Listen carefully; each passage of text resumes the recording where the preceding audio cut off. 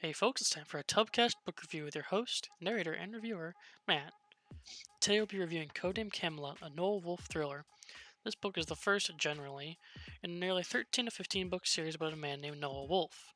I say generally because there is actually a prequel to the series that chronologically could predate Codename Camelot, but for this review series, I'm going to review them in the order I listened to them on Audible. The basic premise for this thriller series is that this man, Noel, as he will start to be called halfway through the first book until the end of the series, had an incident occur during his youth that traumatized him, left him with a mental disability that prevents or inhibits his ability to feel emotions. The series called it by one name at first, then changed it a little later into the series to be, I believe, a bit more accurate. But it was one of the first and few discrepancies I noticed with the narrative of the series. To tell you any more about the series now would spoil the book review, but I do have to do a summary of the book to actually review it. So if you haven't read this book yet and don't want any spoilers, now it's time to go out, read it, and come back to hear my take on it. Alright, time for the summary. The book starts out with Noah being a staff sergeant in the army. Well, it doesn't start out like that, but that's what he was at the time. It actually starts with us in the mind of an Army defense attorney from the Judicial Department of the Army. Noah had gotten into a firefight with the rest of his platoon after his platoon leader had authorized the rape and murder of young Afghani women. Noah had told him he was going to take them all in, shot his platoon leader, and proceeded to kill several more men before the rest surrendered and betrayed him in their after action reports. She goes to interview him, and she notices that he gives the exact same statement word for word in the report that she had already read. He spills his secret early on about him having no ability to feel emotion, and they both realize that with that kind of mental issue, there's no way they're going to win the case. Following that is a scene where the attorney meets with her superior after getting blocked from getting his psych records, and he tells her that the platoon leader Noah had shot was actually the son of a congressman who was poised to be the next U.S. president. Blah blah blah. Case falls through. Noah's sentenced to death. Spends a few weeks in prison, and this lady comes to interview him. Turns out she is the head of a new top secret U.S. department called E&E, or Extermination and Eradication. She has read through his record, interviewed friends and family, and decided to offer him a job working as an assassin for her department. He obviously takes the assassin over he takes the job of being the assassin over being a corpse, and is smuggled out in an ambulance after he is drugged and assumed to have committed suicide. He is then driven to the E&E headquarters and showed to a hotel room that is stocked with clothes that all fit him, his favorite toiletries, a TV, and other stuff. He goes out later in a vehicle with Marco, one of the characters, and meets Dr. Parker, an old psychiatrist that evaluates E&E's potential employees and determines if they pass the evaluation or die. Let's just say that people here are very do or die, literally. Marco's the man, as I previously mentioned, who is taking him around the Annie town, quote unquote. Remember him, he becomes important later in like 5 or so books. At lunch, they meet Donald Jefferson, the right hand of the Dragon Lady who accompanies her at briefings and has other cover IDs. There's a little dick sucking after they meet, but I'll get into that soon. After lunch, they went out to the PT area. Noah meets Jackson, the PT instructor, and generally the majority of the PT, if not all of it, is parkour. You know, that one thing that was popular on YouTube a few years ago, with people running and jumping over random crap. They justify using this by saying that it helps the assassins get from one point to another by using any and all obstacles as an advantage. There's a bunch of training stuff and a talk with someone he meets and blah blah blah. Let's just get into the actual good part of these damn books. Well, actually, now we have to talk about Noah meeting his team and some of E&E's rules. As you might have noticed, I mentioned a woman named the Dragon Lady. That is Allison. She's the Dragon Lady. Also the head of the department. She is also the woman that met him in prison. She meets Noah at a restaurant while he is getting coffee to discuss the rules of the department with him. This is about the section where he gives them the line that would lead to his official last name being Wolf. Actually, all the chapter in question is the talk between Allison and Noah. This book is a lot more deep lore than action in the first half or so, sometimes. But the rest of these books aren't as bad about that. She also tells him about his own house he owns out in the country near the E&E main town, as well as his new car, a 72 Corvette. They essentially give everybody their dream stuff, so, you know, when they die in like 5 months or something like that, you know, they have at least a decent life before they get croaked. It's noted again that Noah is a very special boy and gets to meet his team a couple months earlier than most. As I mentioned before, there was a lot of dick sucking in the restaurant. It's essentially that, oh, he's been here like 2.5 seconds and everybody knows he's a fucking literally be able to do anything and everything. Like it gets pretty old fast and happens a lot through the series that, oh, he literally does everything we want. He's just a poster child. He just arrived. He does everything. It's gets old fast, but you know, it happens. Noah then, of course, meets his team, him being special and all. First is Neil, the tall, lanky computer genius whose covered masculinity traits emerge later in the series. His backstory boils down to him being sentenced to life in prison for bank fraud, skimming thousands of dollars out of bank transactions.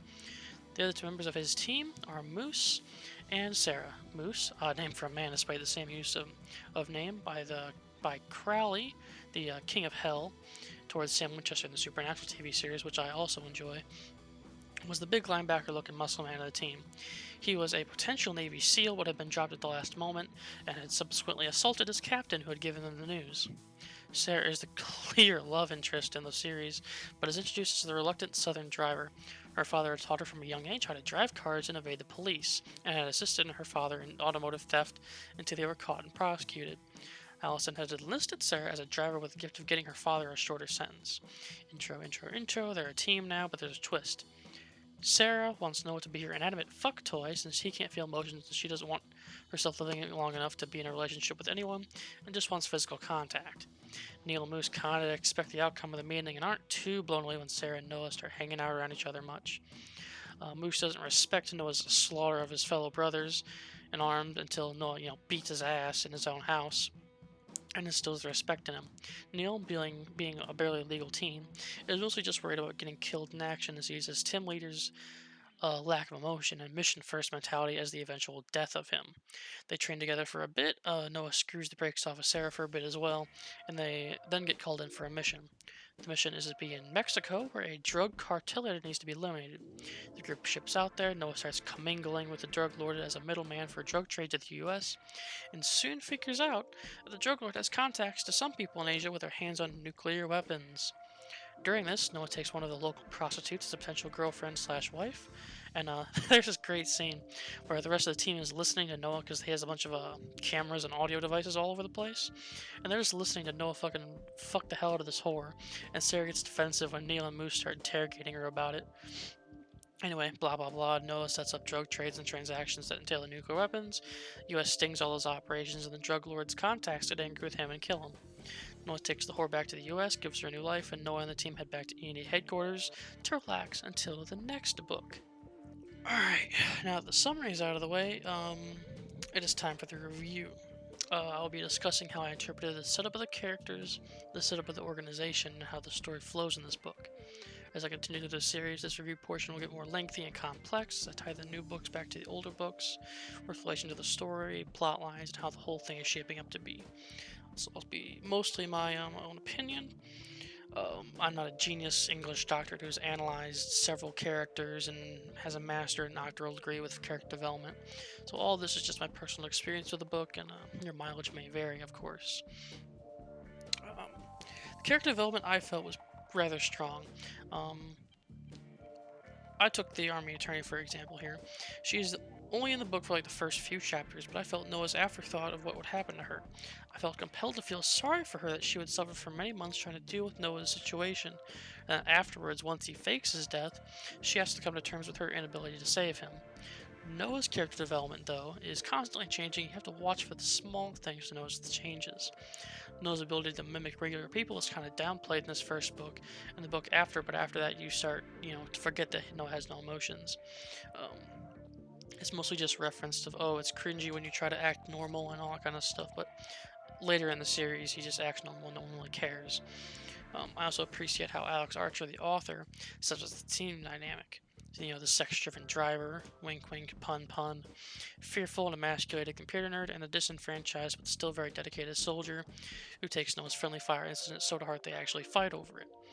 It comes to be them all relying on Noah. They realize that individually they can't make missions work, but the missing key to grand success is the unbiased, mission-first, emotionless soldier who binds them together under the goal, to fight well and live, die, whatever. For the mission. This all ties back to the setup, of course. The setup is the foundation of character development, and I feel like our main characters are all set up well. I do believe that though it could have tried to hint at Neil's repressed masculinity more, instead of just dragging it out later in the series to make him seem like less of a pussy. But, that's just how it goes. Now, something I'm really enjoying and something that changes a little bit and a little bit pet peeve of mine is how the organization E&E is actually set up and how it's used throughout the series. In this book, it's set up to be literally the most ultra mega secretive thing you could ever imagine. If the operatives try to call home, killed. Try to reach out to their past, killed. Sometimes they're even taunted with it. I know Marco had a story where he was left in a room with a phone and he almost went for it, and he had been told that if he had done it, he would have gotten killed. So essentially, you do anything that would have exposed the organization, instant murder. If Dr. Parker failed them for not, being up to the task, murdered. If the U.S. government, if they were captured on a mission or killed during the mission, the government's going to disavow you any knowledge of you. I feel like this setup is really suspenseful and intriguing. Everything about the organization feels sound, and we were able to focus on those missions more, not worry about meddling events back at home. But unfortunately, let's just say that a lot of the series after the second and third book is based around events that happen at the E&E base or stem from the inability of the organization to maintain its steel-veiled secrecy. But that'll be tackled when it comes around. Lastly, for the review though, and this is one of the first. Ooh, what was I typing there? This is the first one, so it may be shorter than usual arguably, but now comes the story flow. Story flow is touch and go with the series. Sometimes you'll have some chapters where stuff is happening, Noah's meeting people and doing things, and exposition is sparse but important. You also have chapters like the one with Noah and Allison, where it's them two sitting in a single room in a location, discussing a few topics. Nothing really happens. It's just exposition galore. And another inability for the author here is the bully just let go that Noah doesn't have emotions. Like, it's mentioned at least 5 or 6 times. We get it. Noah doesn't have emotions or the ability to empathize. We don't need to be told that time after time after time. Sure, it's the first book, but it gets a bit excessive. My favorite parts of the story flow, though, is when Noah and the crew are actually in the field. Stuff is happening, every moment is tension. Will Noah get discovered? Will the crew get caught? Will something out of left field occur? What will happen out in the field? It's all extremely riveting, and Alex Archer does amazing in these sections with keeping the suspense, yet the general storytelling and character interactions at their peak. This is what makes these books amazing, and it's what kept this book series going for 13 plus books, is the in the field majority of the book. Being in the field is absolutely the best portion of the book, and the more the merrier, honestly. Just listening to Noah really hit the dirt and do his job and see everything go to work is just pure action thriller gold. And that has been my review of Noah Wolf, Codename Camelot.